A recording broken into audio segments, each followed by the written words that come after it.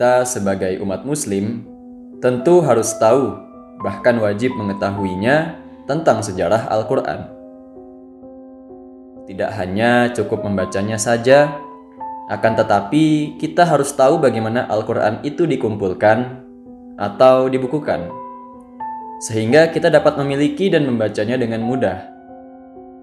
Tentu, tahapan itu sudah dimulai sejak era Rasulullah SAW. Pada masa itu, kodifikasi Quran masih sebatas hafalan.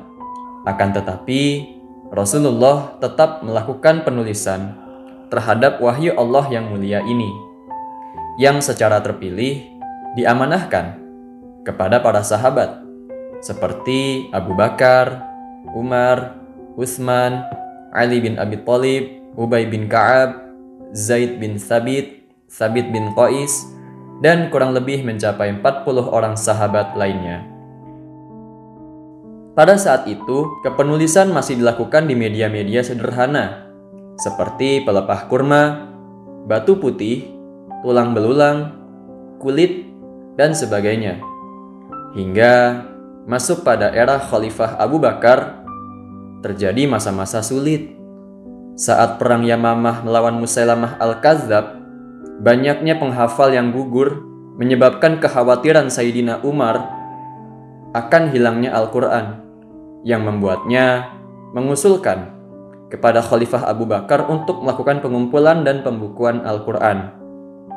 Sejak saat itu, ditunjuklah Zaid bin Thabit sebagai penanggung jawab proyek kodifikasi Al-Quran. Selama era Khalifah Abu Bakar, kodifikasi Al-Quran berlangsung sekitar 1 tahun dengan menghasilkan beberapa lembaran yang dijadikan dokumen asli negara.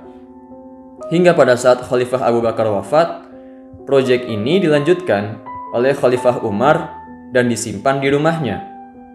Sampai pada masuknya kodifikasi Al-Quran di era Khalifah Utsman bin Affan, yang pada masa ini ada banyak bangsa non-Arab yang memeluk Islam, sehingga terjadi perselisihan terkait perbedaan qiraah sebab perbedaan bahasa. Khalifah Utsman melakukan musyawarah dan menyalin mushaf yang telah ditulis di era Khalifah Abu Bakar menjadi beberapa salinan dan melakukan standarisasi Al-Quran yang kemudian dikirim ke daerah-daerah wilayah Islam. Jika disimpulkan, kodifikasi Al-Quran era Khalifah Utsman ini sudah terstandarisasi ke berbagai versi qiraat dan melakukan penyempurnaan berupa penambahan titik tanda baca pada periode-periode setelahnya, hingga sampai pada penyempurnaan dengan Rasm Utsmani.